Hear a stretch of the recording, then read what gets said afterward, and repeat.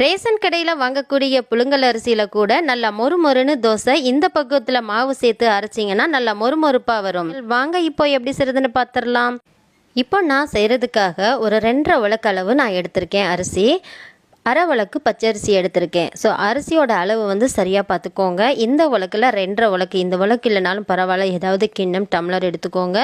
2.5 உலக்குக்கு அரை உலக்கு அளவு பச்சரிசி சேர்த்துருக்கேன். இப்போ இது எல்லாத்தையும் சேர்த்து நல்லா கழுவிக்கோங்க.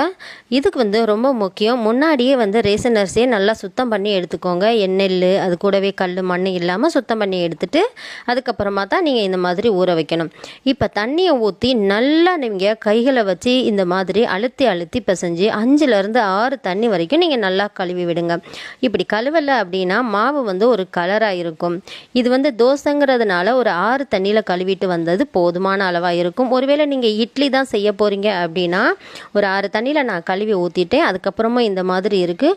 ஒரு 10 நிமிஷத்துக்கு இதே போல் தண்ணியை ஊற்றி ஊற வச்சுட்டு மறுபடியும் ஒரு 2 தண்ணியில் கழுவும் போது அரிசி நல்லா வெள்ளையாக வந்துடும். இட்லி வந்து நல்லா சாஃப்டாக, அதே நேரத்தில் நல்லா வெள்ளை கலரில் வரும். நான் தோசைக்குங்கிறதுனால ஒரு 6 தண்ணி ஊற்றி கழுவிட்டு அதை நல்லா ஊற வச்சுட்டேன். இப்போ அடுத்ததாக இந்த உலக்கில் நான் வந்து 2.5 உலக்கு ரேஷன் அரிசி எடுத்திருக்கேன், அரை உலக்கு பச்சரிசி எடுத்திருக்கேன். அது கூடவே இப்போ 3/4 உலக்களவு நம்ம உளுந்து எடுத்திருக்கோம். நீங்கள் அரை உலக்கு உளுந்து போட்டாலும் சரியாக தான் இருக்கும். நம்ம வீட்டுக்காக செய்கிறோன்றனால நான் 3/4 உலக்கு உளுந்து போட்டிருக்கேன். 2 ஸ்பூன் வரைக்கும் வெந்தயம் சேர்த்துக்கோங்க. தோசை வந்து நல்லா கலராக வரணும், நல்லா நமக்கு ப்ரௌன் கலரில் வரணும் அப்படின்னா நம்ம வெந்தயம் கண்டிப்பாக சேர்க்கணும். 2 ஸ்பூன் வந்து 3 உலக்குக்கு சரியான அளவாக இருக்கும். இதையும் ஒரு 3-4 தண்ணியில் கழுவிட்டு நல்லா ஊற வச்சிடலாம். நான் இப்போ வந்து இது எல்லாத்தையும் மூடி ஒரு 4 மணி நேரத்துக்கு ஊற வச்சுட்டேன். ஊற வச்சதுக்கப்புறம் பாருங்கள் நல்லா ஊறி இருக்குது ஒரு 4 மணி நேரத்துக்கு அப்புறமா.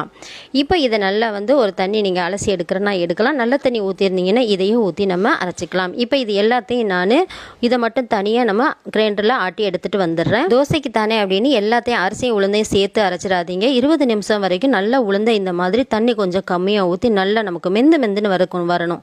இந்த மாதிரி இருக்கணும் உளுந்து. இப்போ இது ஓரமாக இருக்கட்டும். இப்போ அடுத்ததாக நம்ம அரிசியை பார்க்கலாம். அரிசி நல்லா ஊறி இருக்கு. வேணும்னா இந்த தண்ணி ஊற்றிக்கோங்க. நான் நல்ல தண்ணி தான் ஊற்றி வச்சுருந்தேன். ஸோ இந்த தண்ணியை ஊற்றி நான் அரைக்க போகிறேன்.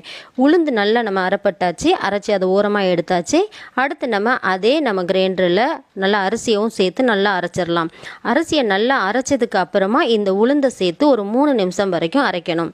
பாருங்கள், நான் அரிசியை நல்லா அரைச்சிட்டேன். அரைச்சதுக்கப்புறமா உளுந்தையும் சேர்த்து நல்லா 3 நிமிஷம் வரைக்கும் அரைச்சி இப்போ எனக்கு காலையில் எவ்வளோ தேவைப்படுமோ அந்தளவுக்கு கொஞ்சமாக நம்ம தனியாக எடுத்து வச்சுருக்கேன். அரிசி உளுந்தெல்லாம் அரைச்சி ஒழுங்காக மிக்ஸ் பண்ணிட்டேன். கையில் மிக்ஸ் பண்ணுறதை விட நம்ம கிரைண்டர்லேயே அரிசியவும் அரைப்பட்டதுக்கு அப்புறமா நம்ம உளுந்தையும் சேர்த்து ஒரு 3 நிமிஷத்துக்கு ஆட்டி தேவையான அளவு நம்ம அடுத்த நாளுக்கு தேவையான அளவு நான் தனியாக எடுத்து வச்சுட்டேன். அதே மாதிரி மிச்சம் இருக்கக்கூடிய நான் இதை வந்து அப்படியே ஒரு மூடியை போட்டு மூடி ஃப்ரிட்ஜில் ஸ்டோர் பண்ணிடுவேன். ஏன்னா 2 நாளைக்கு அப்புறம் புளிச்சா நமக்கு சரியாக இருக்கும். அப்படிங்கிறதுனால உடனே எல்லாத்தையும் புளிக்க வச்சோம் அப்படின்னா மாவு வந்து சீக்கிரம் புளிச்சு போயிடும். இப்போ அடுத்த நாள் காலையில் பாருங்கள், நம்ம தனியாக கொஞ்சமாக எடுத்து வச்சுருந்தோம்ல, அது நல்லா உப்பி நமக்கு சூப்பராக வந்திருக்கு. நல்லா கெட்டியாக இருக்குது பாருங்கள். கொஞ்சமாக உப்பு மட்டும் சேர்த்துக்கோங்க, வேறு எதுவுமே சேர்க்க வேண்டாம். தண்ணி வந்து தோசை மாவு பக்குவத்துக்கு நம்ம தேவையான அளவு தண்ணியை சேர்த்துட்டு நல்லா இந்த மாதிரி கரைச்சி விட்டுருங்க. அவ்வளோதாங்க, எவ்வளோ சிம்பிளாக நம்ம ரெடி பண்ணியாச்சு பாருங்கள். இதுக்காக நம்ம கடையில் அரிசி வாங்கியெல்லாம் செய்ய வேண்டாம். நார்மலாக நம்ம வீட்டில் கிடைக்கக்கூடிய ரேஷன் அரிசியை வச்சு சிம்பிளாக நம்ம இந்த மாதிரி மாவு அரைச்சாச்சு. தோசை பார்த்திங்கன்னா நீங்கள் தோசைக்கல் வந்து எங்கள் வீட்டில் இது வந்து ஒரு 10-15 வருஷமாக இருக்கக்கூடிய கல். இந்த கல்லில் தோசை வந்து எப்போவுமே சூப்பராக வரும். நான்ஸ்டிக்லலாம் செய்கிறத விட இந்த மாதிரி கல்லில் செய்கிறது ரொம்ப ரொம்ப நல்லது. இப்போ நான் ஒரு வெங்காயம் எடுத்து எப்போவுமே தேய்ச்சிருவேன். இந்த மாதிரி கட் பண்ணிவிட்டு இப்படி தேய்க்கும் போது தோசைக்கல்லில் நம்ம ஆயில் எதுவுமே ஊற்றலைனாலும் தோசை வந்து நல்லா மொறுமொறுப்பாக வரும். அதே நேரத்தில் நல்லா மெல்லிசாக ஊற்றலாம். ஒரு சில டைமில் நம்ம எண்ணெயை தேய்ச்சி தோசை தேய்க்கும் போது என்ன ஆகுனா தோசை வந்து அப்படியே கரண்டில் சுற்றும் போது சுரண்டுட்டு வந்துடும். எப்படிப்பட்ட தோசைக்கல்லாக இருந்தாலும் நீங்கள் வெங்காயத்தை வச்சு தேய்ச்சிட்டு நீங்கள் கரண்டியில் மாவு எடுத்து தேய்க்கும் போது தோசை சுருண்டு வராது. அதே நேரத்தில் நல்லா மெல்லிசாக வரும், நல்லா மொறுமொறுப்பாக வரும்.